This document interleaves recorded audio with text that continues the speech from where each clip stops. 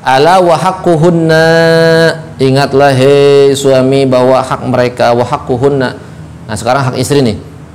Wa haqquhunna, dan adapun haknya istri, alaikum atas kalian, antuhsinu, kalian berbuat baik, ilaihinna kepada istri, fi kiswatihinna, dalam konteks pakaian. Nah sekarang hak suami atas istri nggak boleh.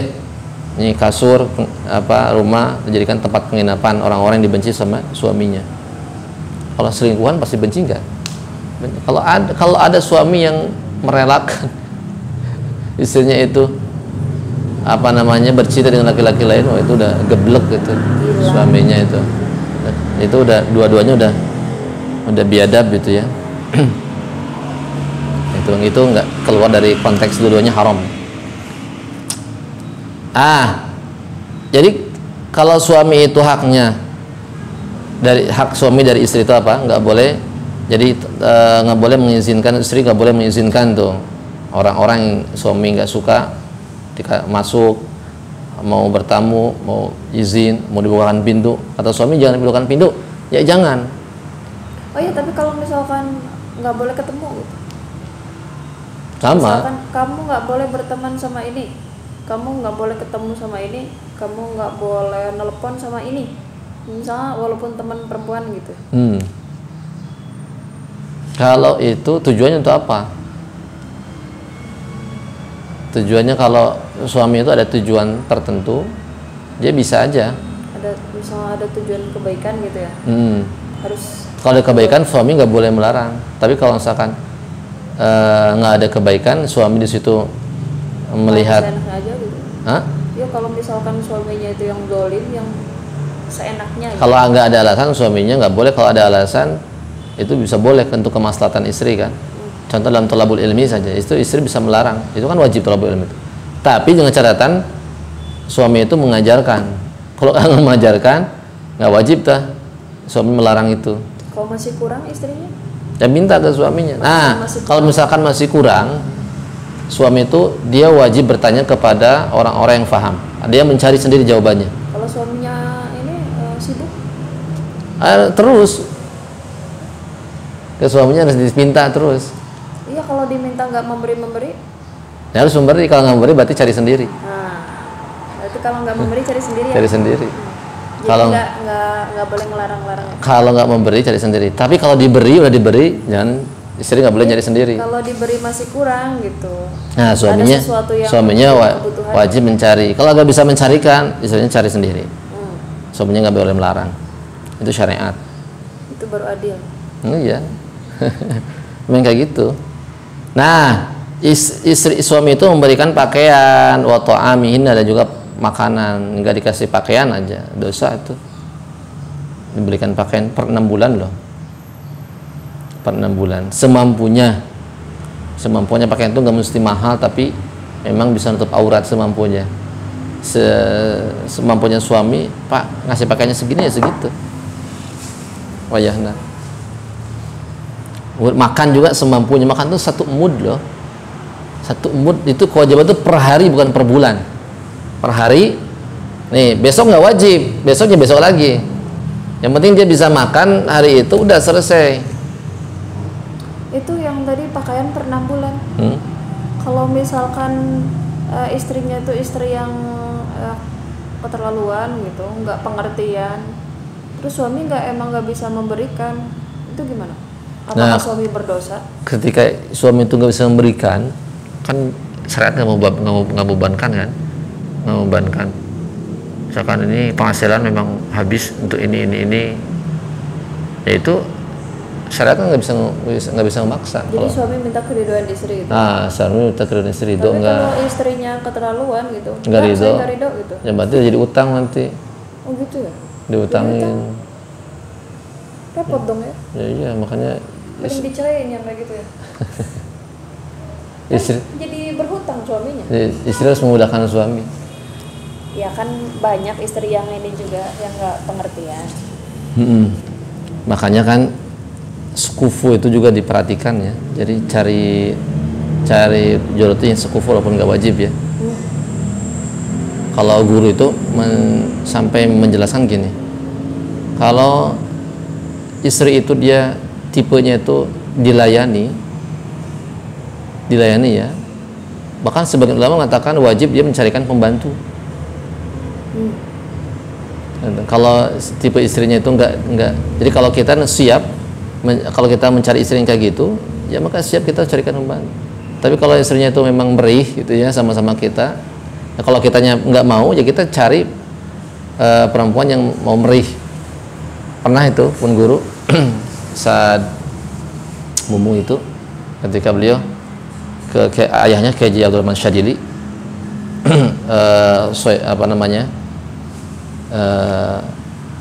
ahli anah kan, ahli fikih, dua-duanya ahli fikih. Kiai Abdurrahman Syadili kan muridnya ayah Banjar.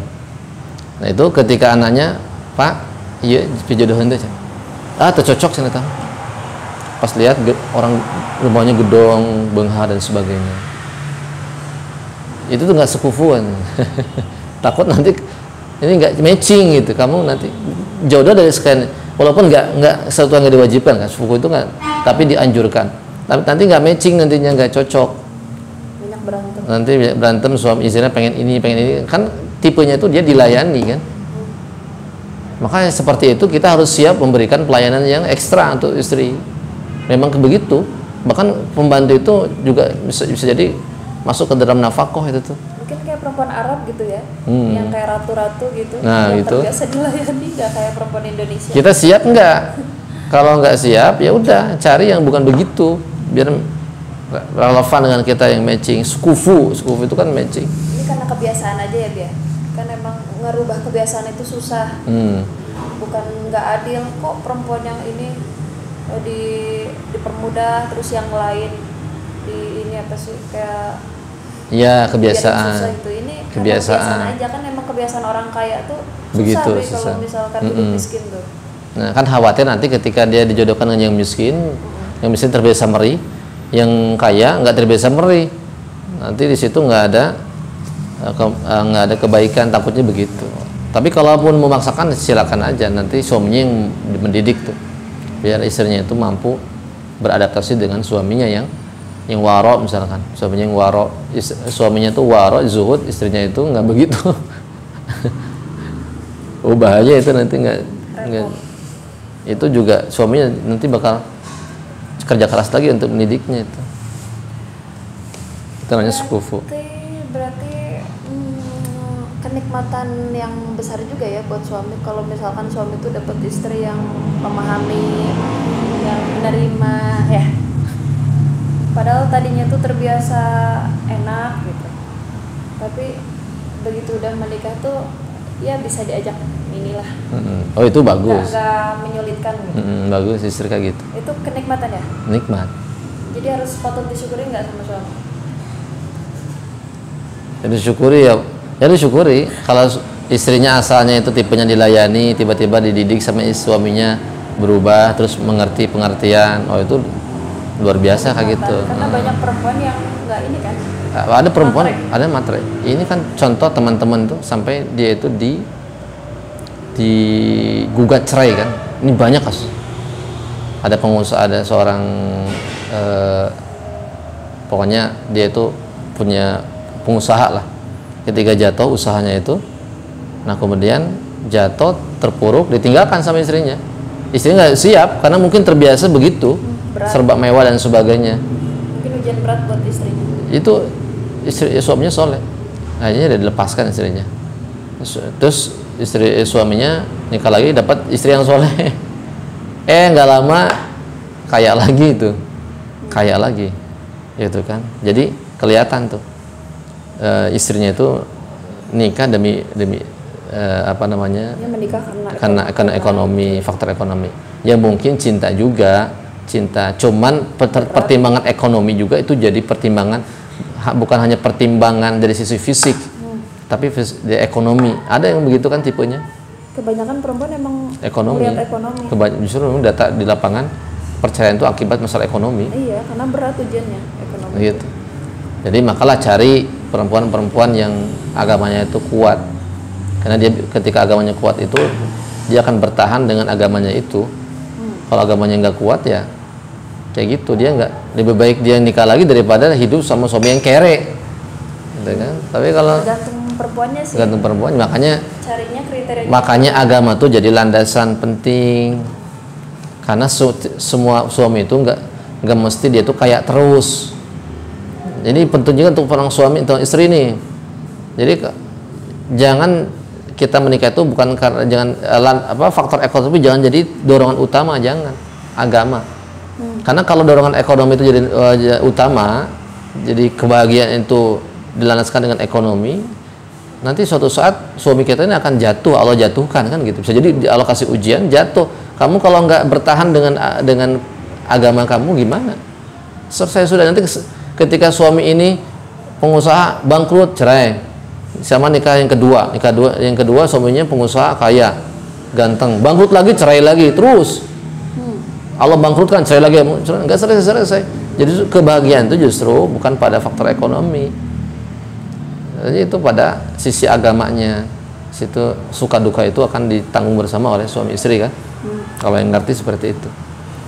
Jadi dia akan tetap bertahan tuh. Makanya kata Rasulullah, yang paling utama itu adalah din, cari yang bagus agamanya. Yang kedua baru dari sisi fisik, yang ketiga baru dari sisi ekonomi dan keturunan. Baik, lanjutkan kita supaya cepat. Wa qala sallallahu alaihi wasallam, ada nabi kita yang mengatakan, Nabi sallallahu alaihi wasallam sabda, hakul mar'ati 'ala zauj, bahwa haknya perempuan itu, hak seorang perempuan istri 'ala zauj, atas suaminya, ay min haqqiha alaihi, yaitu dari haknya istri alaihi atas suami, ayut imaha, ia memberikan makannya, memberikan makannya, idza ta'ima, ketika dia makan. Jadi ketika suami makan, ya kasih makan untuk istrinya. Wa yaksuwaha idza tasa, ketika suami berpakaian, ya harus kasih pakaian kepada istrinya. Jadi adil, ya kan? Kalau suaminya kelaparan, ya barulah istri juga kelaparan. Gimana mau ngasih makan orang dia juga kelaparan kan? Wala yadriba wajha, dan janganlah dia memukul wajah pada wajah. Ini wajah memang nggak boleh. Tapi kalau suami jajan sendiri gimana? Jajan sendiri, ingat yang wajib itu ialah makan, bukan jajan. Berarti boleh gitu jajan sendiri, terus istrinya cemburu gitu. Nah, ya jajan sendiri. Secara hukum boleh-boleh aja, tapi kalau secara keutamanya jangan. Malah kebalikannya ya. Kalau suaminya, kalau istrinya banyak jajan, suaminya nggak jajan, itu hebat. Istrinya banyak jajan, suaminya nggak jajan-jajan. Inda nusuziha, tatkala nusuzi, ketika istri nusus, pukul boleh, tapi jangan bagian wajah, jangan wajahnya wala yuqabbi, dan jangan mencaci maki. Ayala yasmi'uha, kemudian jangan memperdengarkan makruha yang dibenci oleh istrinya. Jangan mukul di wajah, ini hak istri. Jangan mukul di wajah, jangan mencaci maki, jangan mengejek, jangan memperdengarkan hal-hal yang dibenci istri. Contoh? Ya, istri misalkan nggak suka, memperdengarkan. Misalkan istri nggak suka membahas suatu masalah apa, dia membahas terus, jangan. Itu hak istri. Misalkan. Jadi suami juga sama ya? Sama juga. Hampir sama. Nah, itu. Ini hak istri seperti itu ya. Ini dalam hadis ya. Ini hadis. Walayakul, contoh misalkan, qab bihaqillah, semoga Allah mencacimu. Itu jangan itu. Itu kan sesuatu yang dibenci oleh istri ya. Doa kan, doanya jelek. Ya Allah, semoga istri saya, semoga engkau mencaci maki istri. Semoga engkau mencaci istriku. Menghinakan gitu. Menghinakan nggak boleh itu. Mencela nggak boleh. Ya termasuk juga ya, suami juga nggak boleh gituin kan sama istri. Nggak boleh kayak gitu juga. Doa juga hati-hati, itu jangan sampai mendoakan jelek-jelek bagi suaminya, juga yang bagi istrinya. Misalkan ada istri yang baper gitu ya, nggak suka kalau suaminya tuh banyak komplain, komen gitu, komen soal masakan gitu. Itu gimana? Itu kan nggak boleh memperdengarkan sesuatu yang nggak disukai istri. Berarti boleh nggak suami kalau banyak komen? Mestinya nggak boleh. Walaupun mungkin tujuan suami itu pengen masakan istrinya tuh jadi lebih enak, jadi memberi masukan gitu loh. Tapi istrinya baper gitu. Mungkin gini, kalau istrinya itu kalau digituin nggak masalah, ya maka komplain. Istrinya itu malah ketika diberikan komplain tuh, oh iya, Bi, bener, perbaiki gini. Gitu ya. Jadi kalau istrinya marah, lebih baik jangan. Karena Rasul pun pernah ya, Rasul tuh kalau tidak salah ya, Rasul itu ketika dikasih makanannya itu nggak enak, Rasul makan saja tapi nggak berkomentar, makan saja. Dia kasih makan oleh istrinya, garamnya keasinan atau gimana ya, Rasul nggak mau komentar tapi makan saja. Tapi ketika enak, dipuji, nggak enak, makan tapi nggak berkomentar. Intinya kan yang dibenci istri. Tapi kalau istrinya itu lebih legowo nih, istrinya itu lebih berlapang dada gitu. Jadi memang ketika dia itu antusias gitu, ingin belajar, ketika dikomentar, oh iya, dia semangat, malah makin serius belajar masaknya, oh itu bagus. Yang penting kan, berarti kan itu intinya nggak ada kebencian kan. Tapi kalau istrinya itu nggak suka, ya udah, ngapain lagi gitu kan. Itu suami ya harus rela gitu. Kalau istrinya nggak bisa masak, ya sabar gitu. Karena kalau dikomplain dia benci. Kan banyak di fakta di lapangan. Itu memang begitu. Yang penting ini kan ilatnya itu kan kebencian. Kalau istrinya nggak benci, ya silakan dikomentar. Kalau istrinya benci, ya udah jangan dikomentar. Makan aja udah. Terus kalau seumur hidup makanannya kayak gitu, ya udah itu sabar aja. Siapa suruh nikah sama istri yang nggak bisa masak? Kalau pengen makannya enak, tanya dulu. Tanya dulu bisa masak nggak? Masakannya enak nggak? Nah, kalau nggak enak, ya tentu bagi pertimbangan. Oh, nggak enak katanya. Terus gimana tuh solusinya? Ya berarti resikonya seumur umur kamu makannya nanti nggak enak. Berarti solusinya cari pembantu atau dikursuskan, gitu kan? Bisa saja kan? Gitu. Ada suami itu kayak gitu, suami itu tipenya istri itu urusan dapur itu harus stop lah, segala disiapkan, minumnya, makannya, terus makannya harus enak dan sebagainya. Ya iya, kalau suaminya istrinya bisa masak, jangan dipaksakan. Kalau istrinya nggak bisa masak, jangan dipaksakan begitu. Gitu. Makanya tanya dulu kriterianya, istrinya kayak gimana. Istrinya yang jangkung, tinggi, terus rambutnya panjang, terus dia juga penurut, soleh, plus bisa masak. Nah, cantumkan plusnya. Antum mencantumin nggak? Oh enggak, saya lupa. Ya udah, resikonya mencantumkan skill bisa masaknya, itu resikonya. Berarti cari pembantu sendiri kalau pengen masak. Kalau enggak, jajan di luar. Ya itu aja solusinya. Wallahu a'lam. Belum ini. Amal hijrah. Mana nih? Wala yahjuru, dan janganlah pisahkan, dan janganlah ia memisahkan fi riwayatin wala yahjuru, dan janganlah ia memisahkannya illa fil baiti, kecuali di fil mabit dalam penginapan, au fil madja'i, tempat tidur, indal nusyuz, ketika nusyuz.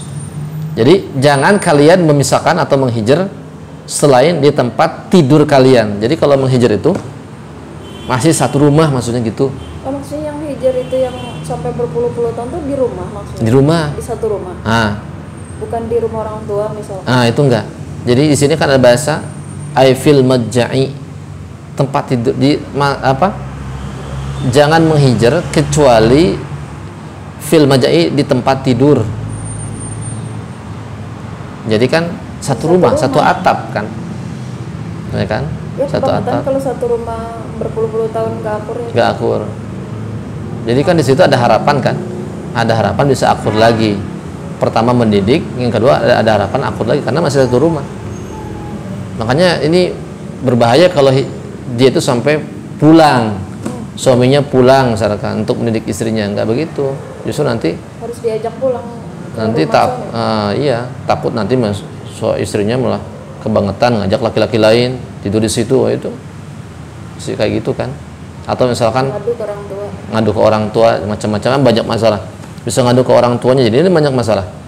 Atau bisa jadi kalau istrinya geblek gitu kan, ada pacarnya disuruh masuk zina di situ, kan bisa aja.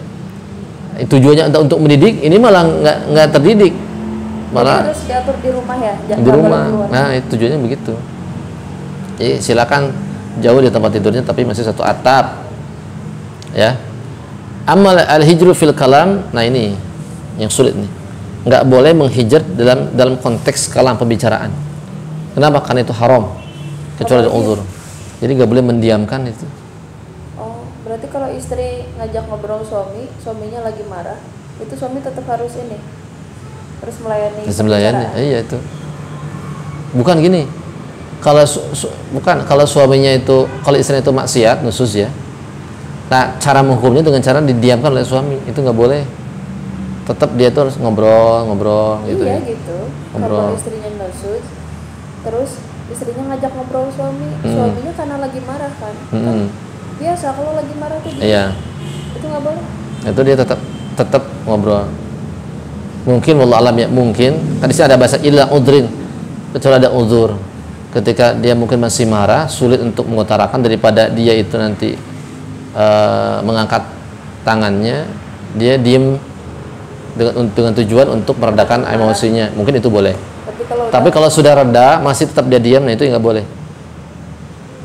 Jadi kalau justru kan masalah selesai itu biasanya kan ngobrol gitu ya.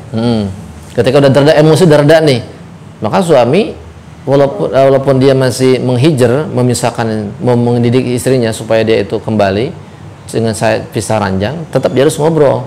Iya, biar masalah selesai. Masalah selesai.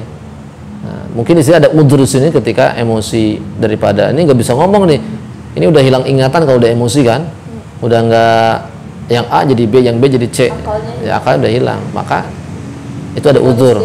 Diam dulu, reda, nanti kalau udah selesai redanya, maka tidak boleh mendiamkan.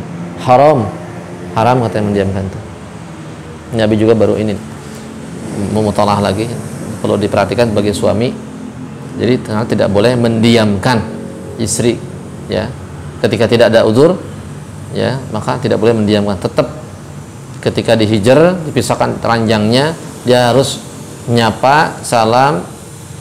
Kehidupan rumah tangga biasa lah, belanja, tanya gitu kan, apa yang mau dibelanjakan dan sebagainya, itu silakan. Adapun nanti urusan ranjang maka dipisahkan. Rawahu at-Tabarani wal Hakim an Muawiyah bin Haida bi fathil Muhammad. Ini diriwayatkan dari hadis Imam Tabrani dan Imam Hakim.